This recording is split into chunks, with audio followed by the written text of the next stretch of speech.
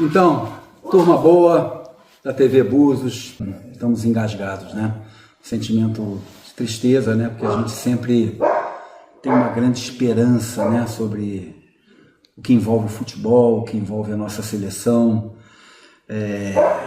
Mas não é assim, né? A coisa não funciona tão dessa maneira. A gente fica com aquela máxima, somos o país do futebol. E não é mais assim, né? Foram 22 Copas do Mundo disputadas até hoje. A gente bate no peito, né, para dizer que somos pentacampeões, buscando o hexacampeonato, e não é uma coisa tão fácil. Se você observar, a gente vai agora para 28 anos, né, sem conquistar uma Copa do Mundo. São múltiplos fatores, né, que acontecem nesse sentido. Eu precisaria, na verdade, talvez de vários programas, né, para desenhar todo o quadro complicado, né, que envolve a nossa, vamos dizer, a nossa participação, que foi bem aquém, né, muito frustrante, né, a nossa participação nessa Copa do Mundo. Tudo combinando com um processo muito estranho, né? Isso dentro da parte de gestão, né? Da parte de controle maior do nosso futebol, da Confederação Brasileira de Futebol, onde nós tivemos inúmeros percalços durante o ciclo. Eu não falo desse ciclo agora, não, eu falo já de um histórico, né? De vários presidentes, né, com situações muito embaraçosas, né, que interferem no futebol, principalmente na gestão do futebol, nas escolhas. Quer dizer, são muitos fatores por trás que talvez a gente nem tenha conhecimento, né, mas que ocorrem e prejudicam lá dentro do campo, né, aquele momento em que a bolinha não entra, né, a bola bate na trave e vai para fora.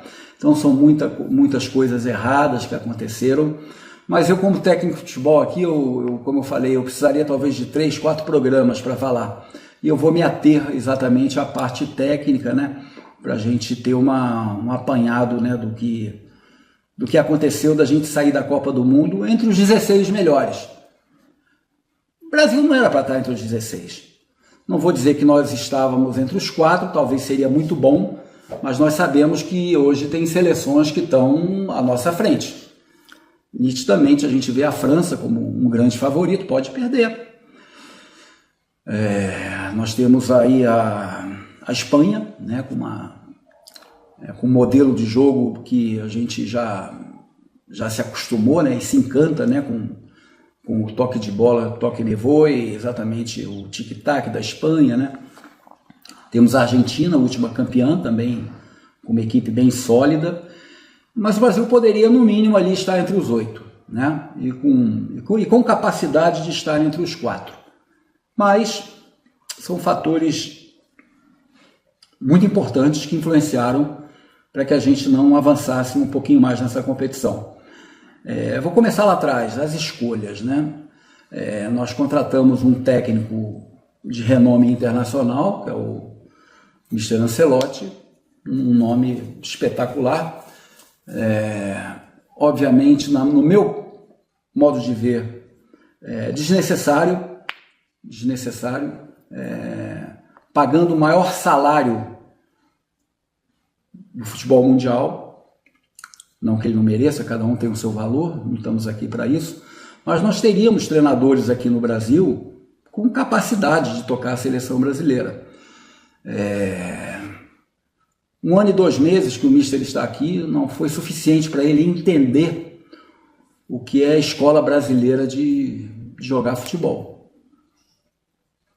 Uma convocação muito estranha, desequilibrada, onde um número reduzido de meio-campistas, um número assim grande de jogadores de ataque, muitos com características muito parecidas, né? Jogando ali pelo lado direito 3 jogadores de pé esquerdo, Rafinha, o Luiz Henrique, menino do Vasco também.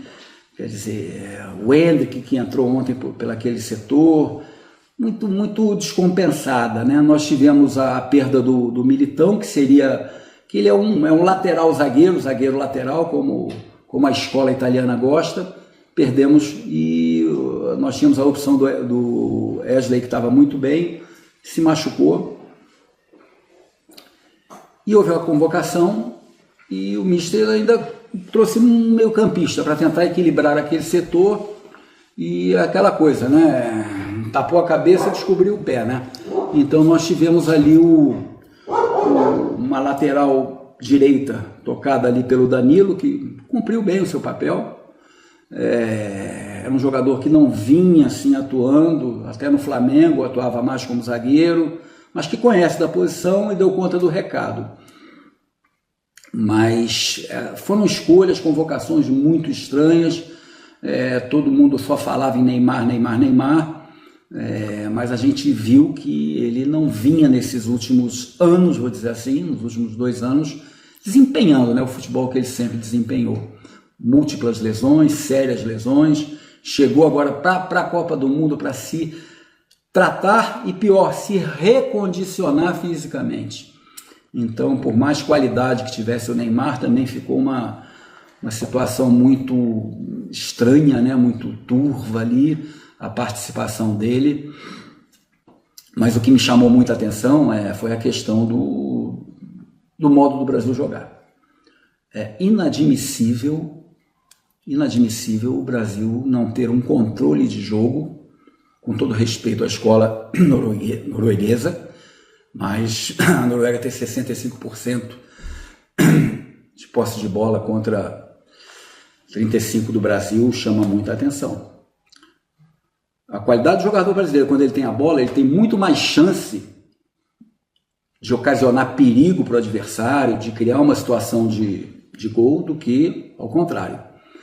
Então o Brasil, mesmo assim, o Brasil criou, falando-se muito no pênalti, quem deva cobrar, quem não deve, será que o Vinícius tinha que pegar a bola na marra? Não, quem está no futebol sabe que isso não funciona, existe um respeito ali, existe uma determinação já do mister, uma escala até de jogadores que, se fosse para as penalidades máximas, né, pós-prorrogação, já tinha uma linha ali de batedores. O Vinícius, por mais que tenha sido um expoente nessa Copa do Mundo, ele estava atrás, era o Bruno Guimarães que tinha que bater, mas eu, como técnico de futebol, eu tenho um princípio que eu passo aos meus jogadores: olha, não sei qual é a forma que você vai correr para a bola, que você vai dar paradinha, o que você vai fazer, mas a velocidade da bola tem que ser maior do que o tempo de reação do goleiro. Isso faz com que você aumente a sua chance de fazer o gol. O Bruno Guimarães correu, deu aquela paradinha, o goleiro esperou, e hoje os goleiros com 2 metros, com alcance, com uma envergadura absurda, se a bola não for tão rápida, o goleiro vai chegar e vai pegar. Foi o que aconteceu. Então nós perdemos ali uma grande chance de sair na frente, que não quer dizer que a gente fosse ganhar o jogo, não. Não fosse ganhar o jogo, não. A Noruega teve as suas chances, inclusive logo nos primeiros minutos teve um impedimento ali de meio metro na frente, que já ia sair na frente a Noruega também, mas foi decepcionante essa opção tática do mister, estratégica, melhor dizendo, de fazer com que essa bola fosse dada. Fomos castigados, estamos tristes, mas a Copa do Mundo é que segue, a Copa do Mundo vai seguir, a gente fica triste, sem apontar o dedo para ninguém, mas sabemos que a gente tem que ter uma reestruturação, uma mudança total, no meu modo de ver, dentro da CBF, de cima para baixo, para que a gente possa entender exatamente o que deve ser o futebol brasileiro, e retomar as nossas origens, a nossa essência e a forma brasileira de se jogar futebol. Muito obrigado, meus amigos, um beijo no coração.